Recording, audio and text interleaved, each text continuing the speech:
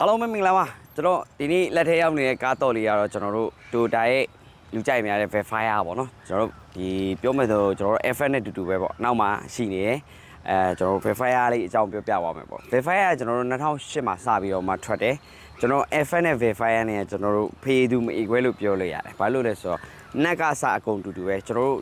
ဂျပန်မှာကျွန်တော်တို့ဒါထားပါတော့အထက်မြန်မာပြည်နဲ့အောက်မြန်မာပြည်လို့ပေါ့ကျွန်တော်ဂျပန်နဲ့တူပတ်ဆိုပြီးတော့မှရှိတယ်အဲ့ဒီလာတွေကမှကျွန်တော်နာမည်နဲ့ခွဲပြီးတော့မှတို့ကရောင်းတာဖြစ်တဲ့အတွက်Verifier နဲ့ FF ဆိုပြီးဖြစ်သွားတာပေါ့နော်ကျွန်တော်တို့အဲ့တော့ကျွန်တော်ပြောမယ်ဆိုရင် Toyota Nova နဲ့ Nox နဲ့ကျွန်တော် Voxy နဲ့လို့ပဲအဲ့လိုမျိုးပဲအဲ့တော့ကျွန်တော် Verifier 2008မှာစထွက်တယ်ကျွန်တော်ဒီ2012မှာကျွန်တော်တို့ဒီ share ပြောင်းသွားတယ်ပြီးရင်ကျွန်တော်ဒီ2000နဲ့ဟိုပါပေါ့15မှာပြန်ပြီးတော့မှထပ်ပြီးတော့မှပြောင်းတယ် Verifier လည်းတူတူပါပဲအဲ့တော့နောက်မှကျွန်တော်ကြည့်အောင်ကျွန်တော်ဒီကားကကျွန်တော်2008မှာစထွက်ပြီးတော့မှ2012မှာကျွန်တော်တို့ဒီ share တွေပြောင်းသွားတယ်ကျွန်တော်တချို့မီးလုံးလေးပြောင်းသွားတယ်ပြီးတော့360ကင်မရာကြီးပါတာမပါပြောင်းသွားတယ်ဒီကားလေးကတော့ကျွန်တော်2012လို့ပြောလို့ရပါတော့17လိပ်ပေါ့ဝီတက်မှာတော့17ပဲထွက်လိုက်မယ်17ရုပ်ပြောင်းဖြစ်သွားတာပေါ့နော်ရုပ်ပြောင်းဆိုတော့ကျွန်တော်တို့မီးလုံးကတော့ဒီတိုင်းပဲကျွန်တော်တို့ HID မီးလုံးတွေကျွန်တော်ပြီးရင်သူကရှေ့ share ကအကြီးပြောင်းသွားတယ်ရှေ့အဓိကတော့2008နဲ့12မှာရှေ့ share ကြီးပြောင်းသွားတော့360ကင်မရာပါမယ်ပြီးရင်မန်ကျုံမန်ကောက်ကတော့ auto ပါတယ်ပြီးရင်ကျွန်တော်တို့ဒီကောင်က grade ကကြတော့ကျွန်တော်တို့ဒီVL edition ပေါ့နော်ကျွန်တော်တို့ဒီ FF မှာဆိုရင်ကျွန်တော်တို့ GL edition ကကြတော့အမြင့်ဆုံးပေါ့ဒီ Verifier မှာဆိုရင် VL edition ကအမြင့်ဆုံးပဲကျွန်တော်တို့ V တို့ VL တို့ရှိရပေါ့နော်အဲ့ထဲကနေမှပြီးတော့ကျူကကျွန်တော် engine power က2မျိုးလာတယ်ကျွန်တော်တို့ 2400cc ရယ်ကျွန်တော်တို့ဒီ 3500cc ရယ်ဒီ grade အပြည့်မှာတော့ကျွန်တော်တို့ 3500cc ပဲလာတယ်ပေါ့နော် 3500cc မှာစီစားတော့ကတော့ကျွန်တော်တို့လီတာကိုကျွန်တော်တို့9 10အဲ့လောက်ပဲမောင်းလို့ရမှာပေါ့နော်ကျွန်တော်မျိုးရင်းဆိုရင်တော့ကျွန်တော်တို့7 6 7လောက်ပဲရတယ်အဲ့ဒါလေးတစ်ခုတော့ရှိတယ်သူကကျွန်တော်တို့ grade တွေပေါ်မူတည်ပြီးတော့မှဘာပြောင်းလဲသွားလဲဆိုတော့ကျွန်တော်တို့ဒီလေသာစီတွေပြီးရင်ကျွန်တော်ရှမ်ဝိုင်းတွေပြီးရင်ကျွန်တော်တို့ဒီအလေရှောင်းလန်းပါတာမပါတာတွေပြီးရင်စီမော်တာတွေစီမမိုရီတွေကွာသွားမယ်ဒီကောင်ကတော့ကျွန်တော် VL edition ဖြစ်တဲ့အတွက် grade အပြည့်ဖြစ်တဲ့အတွက်ကျွန်တော်တို့ဒီမှာအကုန်လုံးပြောသေးရမလို့စီမော်တာတွေစီမမိုရီပြီးတော့ဒီ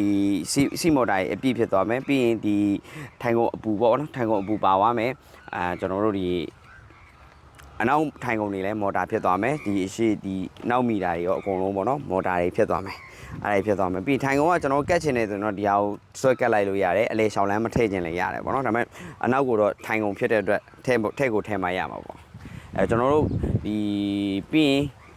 ခါး TV အကုန်လုံးပါသွားမယ် sunroof moon တွေအကုန်လုံးပါသွားမယ်ပေါ့နော်အဲ့တော့ကျွန်တော်တို့ဒီ driver ဘက်တစ်ချက်ကြည့်အောင်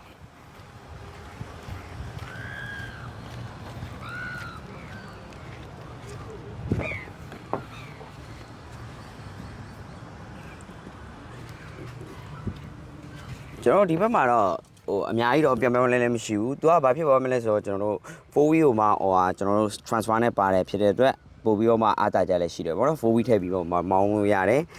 ပြီးရင်ကျွန်တော်တို့ဆက်နှုတ်ကြည့်အောင်ကီလိုကတော့ဒါဒီဟိုဟာစစ်လို့လည်းရတယ်ပေါ့နော်သူဟိုကနေမှာဒီမှာတော့ကီလို9000ဝန်းကျင်ပဲရှိတယ်သူက2012ပြီးတော့ဒီကျွန်းခွက်တွေကတော့ဒီကပုံမှန်ဟိုဟာပါတယ်ဒီဘက်မှာဆိုလဲကျွန်တော်တို့ C memory ပေါ့ C memory ပါမယ်ဒါကတော့ကျွန်တော်တို့ဒီ view camera ပေါ့ကျွန်တော်တို့ဒီမှာ360 camera original ပါတယ် original ပါတာပြန်ပြောင်းတာနဲ့ဆိုရင်သိတာပါတယ်ပြီးရင်ကျွန်တော်တို့ဒီဘက်မှာကူးပေါက်တွေပေါ့နော်ကူးပေါက်တွေပါမယ်ကူးပေါက်ပါမယ်ဒီအပူအေးဟိုဟာပေါ့နော်ထဲတဲ့ဟာအထဲမှာပစ္စည်းထည့်လို့ရတယ်ဒါက option အနေနဲ့ပါတာပါဒါကား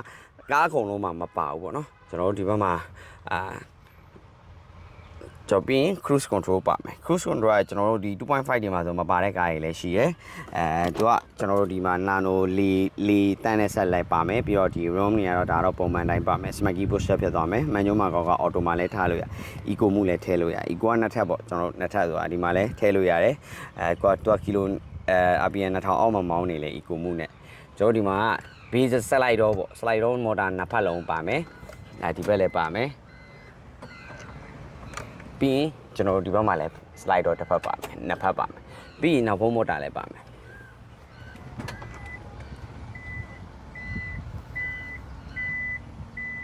နောက်ဘုံ motor လည်းပါမယ်ပြီးတော့ကျွန်တော်တို့ဒီမှာအပေါ်က sunroof moon လို့ပေါ့နော်အနောက်လည်းပါမယ်ပြီးရင်ခါး TV လည်းပါသွားမယ်ကျွန်တော်တို့ ဆိုရင်လည်းကျွန်တော်တို့ဒီလင်းထိုင်ကုန်ပေါ့နော်ကျွန်တော်တို့ဒီ VN edition မှာဒါအမြင့်ဆုံးမှာဒါကျွန်တော်တို့ဒီ isofit တွေနဲ့ဒီလင်းထိုင်ကုန်တွေပေါ့နော်လင်းထိုင်ကုန်တွေပါသွားမယ်အဲ့ဒါတွေပါသွားမယ်ပြီးတော့မှဒီနောက်ကနေလည်းကျွန်တော်တို့ဒီဘက်ထိုင်ကုန်တွေလည်းရှေ့တိုးနောက်ဆုပ်ဒီကနေလည်းအကုန်လုံးလုပ်လို့ရတယ်ပေါ့ရှေ့တိုးနောက်ဆုပ်အနောက်မှာတော့ကျွန်တော်9ယောက်စီးဖြစ်တဲ့အတွက်ဒီအလေလျှောက်လန်းအနေမှာကျွန်တော်တို့ဒီမှာဝင်လို့ရမယ်နောက်မှာပေါ့ဒါ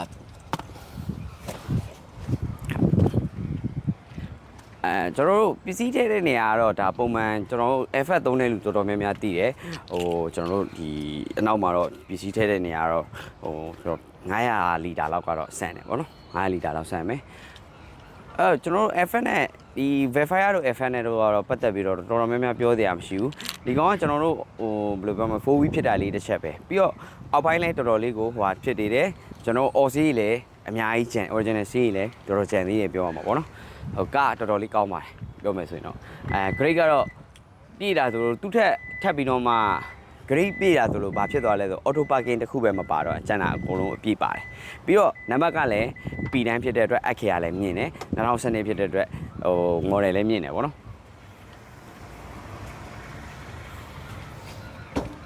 ကျွန်တော် engine ကတစ်ချက်ကြည့်ကြည့်အောင်သူက3500cc ဖြစ်ပေမဲ့ကျွန်တော်တို့ highway မောင်းတဲ့ခါကျရင်လည်းပေါ့နော်ဟို highway မောင်းတဲ့ခါကျရင်စီစားတက်တာကိုတွေ့ရတယ်ဘာလို့လဲ12 km လောက်ထိမောင်းလို့ရတယ်ဒါကတော့ကျွန်တော်တို့ဒီ catalog ထဲမှာတော့10 km လောက်ပြ15လို့ဘာလို့ပြတာလေးတော့ရှိမယ်တကယ် highway မောင်းတဲ့ခါကျရင်12 km လောက်မောင်းလို့ရတယ်မြို့ရင်းကတော့ကျွန်တော်တို့6ခွန်အဲ့လောက်ပဲ km လောက်ပဲမောင်းလို့ရတယ်စီတော့နည်းနည်းလေးတုတ်တယ်ဒါပေမဲ့ FF လိုမျိုးကျွန်တော်တို့ညင်းရောက်နဲ့ခီးသွားလို့ရတဲ့ကားဆိုလို့တော်တော်ဒီမှာဘာကားမှလည်းသိမရှိဘူးပေါ့ကျွန်တော်တို့တကယ်ဒီကဘာလုံးမှာလည်း FF တို့ဒီ Verifier တို့ကတော်တော်များများလူကြိုက်များတဲ့ကားတွေဖြစ်တယ်ပြီးတော့အဲ့တော့ဒီကောင်ကတော့ 3.5cc V6 နဲ့လာတယ်ပြီးရင် gear auto gear 6ချက်နဲ့လာတာဖြစ်တဲ့စီစားတက်တာ semi auto နဲ့ပေါ့နော်အဲ့တော့ကျန်တာတော့ဘာမှတော့ပြောစရာမရှိဘူးကျွန်တော်တို့ဒီကားနဲ့ပတ်သက်လို့ကတော့ဟိုဒီဘောနက်တွေဘာတွေလဲနှက်ဖြုတ်ရတွေဘာတွေမရှိဘူးပေါ့နော်ကျွန်တော်ကားနဲ့ပတ်သက်လို့အထိုက်ခိုက်ရှင်းတယ်အမခံလို့ရပါတယ်အဲ့တော့ဒီကားကတော့ကျွန်တော်တို့3000အပေါ်မှာပြောထားတယ်ပေါ့နော်ဒီအသင်းတော့ကတော့တေချာအတိအကျလေးသိကျင်နေဆိုရင်ကျွန်တော်ဖုန်းဆက်ပေးပါဒီကားနဲ့ပတ်သက်လို့တခုသိကျင်တာရှိရင်လည်းကျွန်တော်တို့အောက်မှာ comment လေးဖြစ်ဖြစ်ဟောရေးသွားလို့ရပါတယ်ကျွန်တော်တို့အခုဘယ်လိုပြောရမလဲဒီကားနဲ့တေချာသိကျင်နေဆိုရင်ကျွန်တော်အရေးကြလို့ဒီအလဲထက်တို့ဒါငွေသင်မျိုးကတော့ဝယ်လို့ရတယ်ပေါ့နော်အဲ့တော့သိကျင်တာလေးရှိရင်အောက်မှာ comment လေးမှတ်သွားပေးပါကျေးဇူးများတင်ပါတယ်